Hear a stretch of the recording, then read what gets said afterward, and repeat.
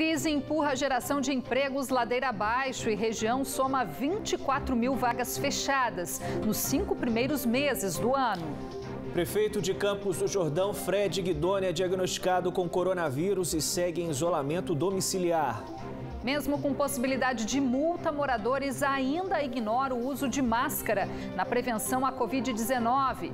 Representantes do comércio discordam da aplicação de penalidades a empresários por clientes sem a proteção facial. E ainda, Estéreo Vale volta ao ar em 103,9. Emissora pioneira no FM da região, resgata sucessos do pop, rock nacional e internacional que marcaram gerações. Quarta-feira, 1º de julho. O Band Cidade está no ar na TV e também na internet, na fanpage da TV Band Vale no Facebook.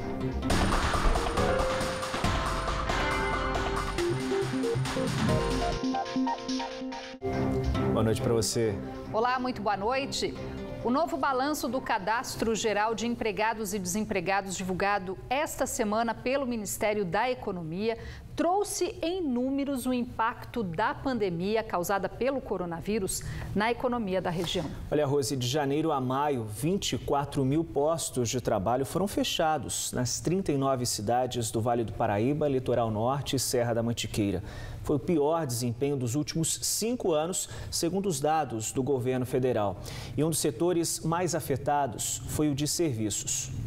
Antes da reabertura, nesta segunda-feira, este hotel em São José dos Campos fez treinamento com a equipe. O novo cenário de trabalho exige mudanças nas atividades com foco na segurança. A empresa vai dar todo o suporte necessário, fornecendo os EPIs necessários e todos os cuidados de sanitização e higienização, para que eles possam ter um ambiente seguro de trabalho. Nesse período de pandemia, o atendimento ao cliente será diferenciado na hospedagem. O quarto foi remodelado. No lugar da cama, uma mesa que serve para trabalho e refeições. A escrivaninha também ganhou mais espaço no local.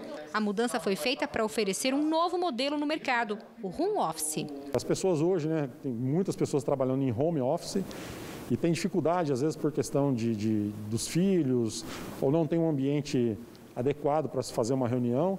Então, ele pode utilizar o serviço do home office, onde ele tem um quarto que foi devidamente sanitizado e transformado num escritório. E ele pode utilizar o serviço do hotel. Então, ele vai poder fazer uma refeição nesse quarto, solicitar através do nosso aplicativo.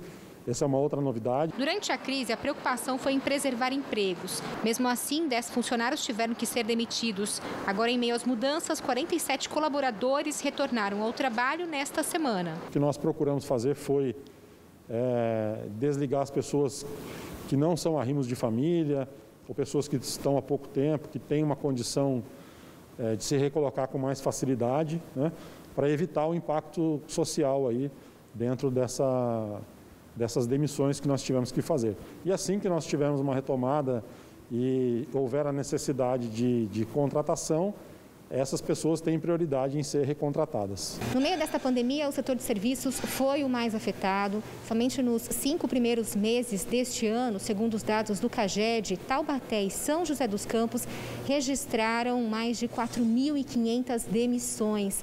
No geral, na região, durante este período de janeiro a maio, foram quase 24 mil postos de trabalho fechados. Segundo os números do CAGED, de janeiro a maio, o saldo de empregados e desempregados ficou negativo em São José dos Campos, que registrou o fechamento de 7.165 vagas de trabalho. O pior cenário foi em abril, com 4.320 demissões. Taubaté foi a segunda cidade da região que mais fechou vagas. Foram quase 4 mil empregos a menos nos 5 primeiros meses do ano. Seguida de Jacareí, com queda de 1.839, e Pindamonhangaba, que fechou 411 vagas. Nesse mês de maio, a questão desse saldo entre o admitido e demitido foi menor do que mês passado. Então já tem algumas pessoas achando que isso já é uma melhora. Então a gente precisa tomar muito cuidado também com essas análises, Eu acho que não, eu acho que também está saturando, as pessoas estão mandando embora e estão fechando fechando, as empresas estão fechando. Então não tem nem mais gente para mandar embora, né? A reabertura da atividade econômica neste período de pandemia tem como prioridade a saúde. Por isso que empresas como essa já utilizam a tecnologia e adotam novos procedimentos para atender clientes no novo cenário. Mudanças que devem permanecer. Mas não é só para que a questão da pandemia, mesmo depois que acabar, essas plataformas continuarem.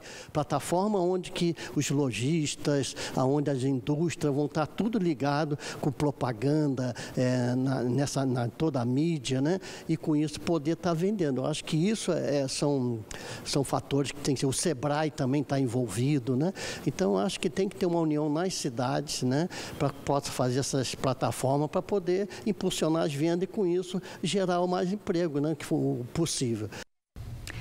E além dos impactos para a economia, a pandemia também transformou as relações de trabalho de uma forma muito rápida, assim como a transmissão do coronavírus. Medidas adotadas pelas empresas que antes da pandemia certamente seriam muito criticadas por lideranças sindicais, por exemplo, viraram realidade e devem ser uma tendência no pós-pandemia, como é o caso do home office. Pois é, e para falar sobre as perspectivas nas relações de trabalho daqui para frente, a gente conversa agora com a Emanuele Martins, que é advogada especialista em Direito e Processo do Trabalho. Olá, Emanuele, bem-vinda ao Band Cidade.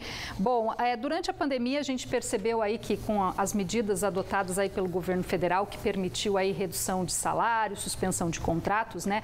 Muitas empresas após esse período aí já começam a retomar a jornada normal, mas para quem volta a trabalhar fica a insegurança com relação ao futuro do emprego, né? O que prevê a lei para esses casos, né? Durante esse pessoal que teve essas medidas aí durante esses 3 meses.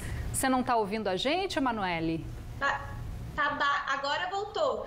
Tá bom, então rapidamente eu vou reformular minha pergunta. Após a medida provisória do governo federal que permitiu aí redução de suspensão de contratos, redução de salário, fica a insegurança para quem começa a retornar à jornada normal daqui para frente, né? O que a lei prevê nesses casos? Boa noite, primeiramente Rosimara, Otávio, obrigada aqui pela participação, para eu poder participar com vocês. Bom, primeiramente eu gostaria de dizer que realmente as estimativas elas são alarmantes, né? A gente vê aí pelos dados disponibilizados pelo governo que existe aí um crescente número de desempregos, de pessoas desocupadas, de fato que foram divulgados, né? Infelizmente também houve aí um aumento agressivo na quantidade de vagas que foram de perdas de vagas abertas, né, certo? Gente, desculpa, perdão, eu não estou conseguindo escutar. Não, pode falar. Pode continuar. Está sem retorno, doutora? Alô? A gente perdeu a conexão com a doutora Emanuele? Consegue nos ouvir, doutora? Oi, eu estou conseguindo, perdão, eu estou com um probleminha de conexão. Tá certo, você pode continuar a sua argumentação. Tá ótimo. Então, e aí agora, com as medidas provisórias que o governo vem disponibilizando nessa flexibilização dos direitos do trabalho, nós vemos que existe uma tendência de dar continuidade a essas flexibilizações do direito, principalmente com a situação da medida provisória 936, que foi aí autorizada pelo Congresso e pelo Senado. Mas isso vai ser um retrocesso, doutora? A senhora considera isso um retrocesso para o direito trabalhista? Essas medidas? Existe uma crítica muito grande em relação a essas medidas, porém eu vou estar aqui reforçando o que foi dito inclusive no Supremo Tribunal Federal, que em uma situação extraordinária como essa, é necessário também existir medidas extraordinárias, senão os dados que já foram divulgados pelo governo, eles tendem a aumentar. Entre as medidas, uma medida que vem sendo vista com bons olhos, tanto pelas empresas quanto pelos trabalhadores, é o home office, é o trabalho remoto, certo?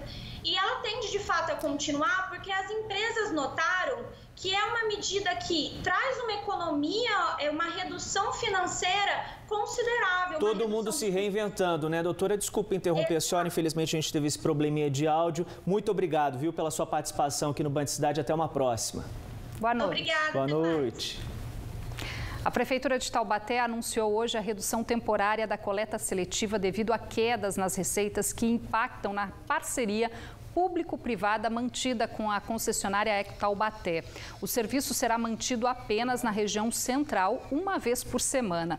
Ela terá validade de 4 meses e, nesse período, a alternativa para a população dos bairros serão os 14 PEVs, pontos de entrega voluntária. A lista pode ser conferida no site da Prefeitura. Já os serviços essenciais, como a coleta dos resíduos domiciliares e de saúde, serão mantidos, assim como o caminhão-pipa de desinfecção em pontos estratégicos. A estimativa é de uma redução de custos de cerca de R$ 2 milhões por mês. Por nota, a empresa Eco Taubaté informou que a medida vai resultar na demissão de 150 funcionários que já estão cumprindo aviso prévio. Depois do intervalo, a população insiste em desrespeitar a obrigatoriedade do uso de máscaras na prevenção ao coronavírus. Quem deixar de usar o item a partir de agora pode ser multado. Agora 7 em ponto.